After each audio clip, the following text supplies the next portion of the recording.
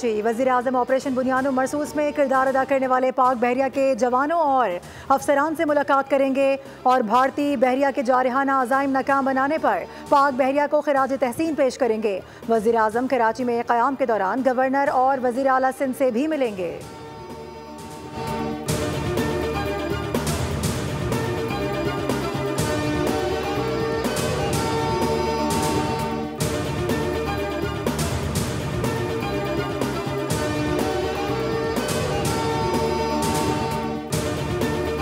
नायब वज़ीर-ए-आज़म इसहाक डार अवामी जमहूरियत चीन के 3 रोज़ा दौरे पर बीजिंग पहुँच गए। चीनी वज़ीर ख़ारजा से मुलाकात होगी। पाक भारत कशीदगी में हिमायत पर चीनी क़यादत का इजहार तशक्कुर करेंगे। दो तरफ़ा ताल्लुकात के तमाम पहलुओं का जायज़ा, खित्ते में अमन और सलामती की सूरत हाल पर बात होगी। अफ़गान वज़ीर ख़ारजा 20 मई को बीजिंग पहुँचेंगे। पाकिस्तान, चीन और अफगानिस्तान के वज़ीर ख़ारजा भी बीजिंग में मुलाकात करेंगे। नायब वज़ीर-ए-आज़म ने गुफ्तगू में कहा, पहलगाम वाक़े पर भारत ने पाकिस्तान पर झूठे इल्ज़ामात लगाए। भारत का बेबुनियाद इल्ज़ामात का खेल बेनकाब हो चुका है। दुनिया जान चुकी है पाकिस्तान पर लगाए गए तमाम इल्ज़ामात गलत थे।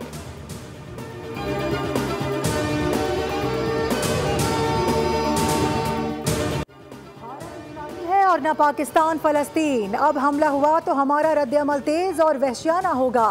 भारत जितनी जल्दी ये बात समझ जाएगा, ये इलाकाई और आलमी अमन के लिए अच्छा होगा। DGISPR लेफ्टिनेंट जनरल अहमद शरीफ चौधरी का तुर्क न्यूज़ एजेंसी को इंटरव्यू। कहा कि पाकिस्तान दुनिया में इस वक्त सबसे ज़्यादा दहशतगर्दी का शिकार मुल्क है। जनवरी 2024 से अब तक 3700 से ज़ायद दहशतगर्दी के वाक़यात हो चुके। इस सारी दहशतगर्दी की सरपरस्ती और हौसला अफजाई भारत कर रहा है। 17 माह में दहशतगर्दी के वाक़यात में 3896 अफराद शहीद हुए। हम एक अमन पसंद कौम है, लेकिन अगर भारत ने हमें उकसाया या हमला किया तो फिर भरपूर जवाब दिया जाएगा।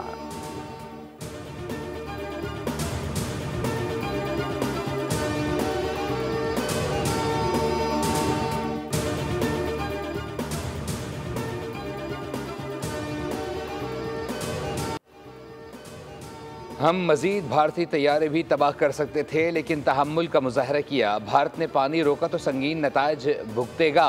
वो हाल करेंगे कि दुनिया देखेगी।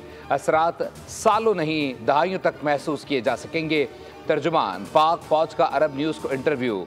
बाबर कराए कि हम भारतीय जारहियत के ख़िलाफ़ कई दहाइयों से लड़ रहे हैं। RT अरेबिया से गुफ्तगू में बोले, हमारी पहली तरजीह अमन है। अमेरिका समेत दीगर बड़ी और समझदार ताकतें बेहतर अंदाज में समझती हैं कि पाकिस्तान के अवाम का जज्बा क्या है। हम पुरतशद्दुद नहीं, संजीदा कौम हैं। भारत हकीकत छुपाने के लिए झूठे बयानी के पीछे छुप रहा है।